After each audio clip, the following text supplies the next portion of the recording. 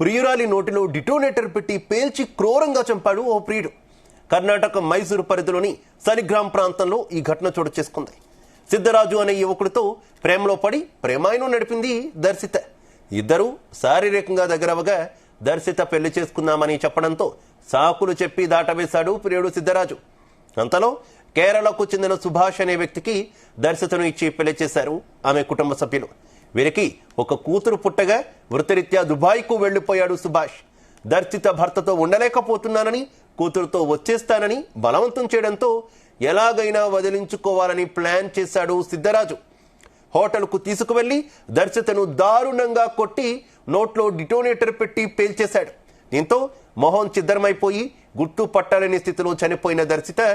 ఈ కేసును సిద్ధరాజును అరెస్ట్ చేసి జైలుకు తరలించారు పోలీసులు.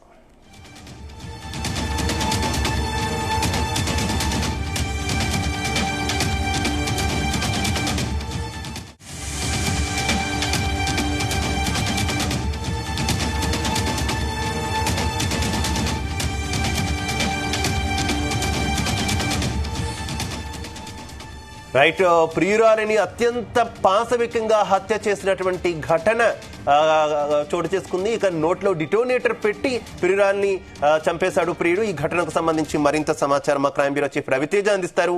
రవితేజ. కర్ణాటక మైసూరు పరిధిలో సలిగ్రామ్ ప్రాంతంలో ఈ ఘటన వెలుగులోకి వచ్చింది.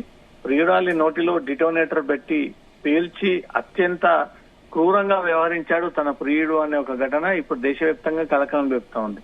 పెళ్ళై ఒక కూతురు ఉండగా తిరిగి వేరే వ్యక్తితో ఈ లవ్ అఫేర్ నడుపుతున్నటువంటి యువతి మళ్ళీ అదే ప్రియుడితో తను తీవ్ర హత్యకు గురైపోయి ఈ కేసు ఒక్కసారిగా తీవ్ర సంచలనం దారితీస్తా ఉంది. సిద్ధరాజు అనే యువకుడితో ఈ దర్శిత అనే 22 ఏళ్ల యువతి అతనితో పరిచయం ఉంది. అప్పటికే వివాహం జరిగింది, ఒక కూతురు ఉంది. అయినప్పటికీ ఈ వ్యక్తితో లవ్ అఫేర్ పెట్టుకొని అతనితో కలిసి కొంచెం క్లోజ్నెస్ గా ఉంటుందనేది కూడా పోలీసుల ఎంక్వైరీలో బయటపడింది.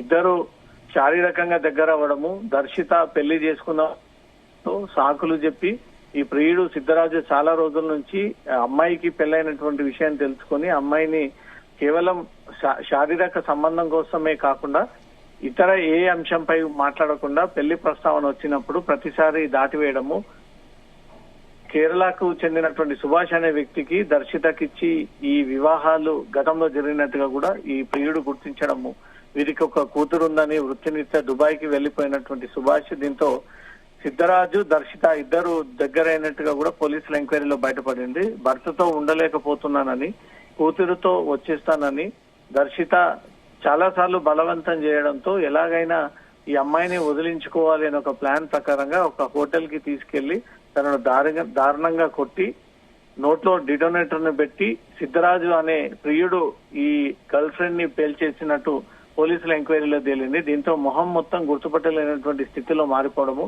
2 రోజులుగా ఈ దర్శిత కనిపించట్లేదంటూ కూడా అత్తంటి ఇంటి వారు పోలీసులకు ఫిర్యాదు చేయగా గుర్తు తెలియని మృతదేహం ఉందని సమాచారం ఇవ్వడంతో ఆ హోటల్ కి చేరుకుని విచారణలో ఛార్జింగ్ పెట్టినటువంటి సెల్ ఫోన్ పేలడంతో ఈ దర్శిత చనిపోయిందంటూ కూడా సిద్ధరాజు కొన్ని కట్టకథలు చెప్పి పోలీసులను మిస్లీడ్ చేసేటువంటి ప్రయత్నం జరిగినట్టుగా కూడా సమాచారం అందుతుంది. పోలీసులు తమదైనటువంటి శైలిలో ఈ కేసు విచారణ జరపడంతో అసలు నిజాలు తను ఒప్పుకొని పెళ్ళయి ఆల్రెడీ భర్త ఉండి ఒక కూతురు ఉన్నటువంటి ఈ అమ్మాయి తన వెంటబడి పెళ్లి చేసుకోవాలని ఇబ్బంది పెట్టింది.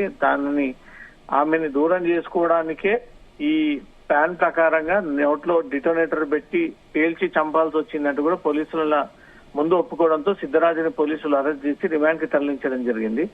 ఒక పెళ్లైనటువంటి అమ్మాయి వేరే ప్రియుడి కోసం తన ఇంటి కుటుంబ సభ్యులను వదులుకొని, కూతురును వదులుకొని, అటు భర్తను వదులుకొని ఇతనితో వెళ్లేందుకు సిద్ధమైంది. కాబట్టి ఈ విషయాన్ని గమనించినటువంటి ఈ సిద్ధరాజు ఎలాగైనా ఈ అమ్మాయిని మట్టుబెట్టాలి, ఇదే సరైన సమయం అంటూ హోటల్ కి తీసుకెళ్లి ఛార్జింగ్ పెట్టేటువంటి క్రమంలో ఈ డిటోనేటర్ ని పేల్చి తన చంపినట్టుగా కూడా ఒప్పుకోవడంతో అతను అరెస్ట్ చేసి రిమాండ్ తరలించినట్టుగా తెలుస్తోంది. శివ.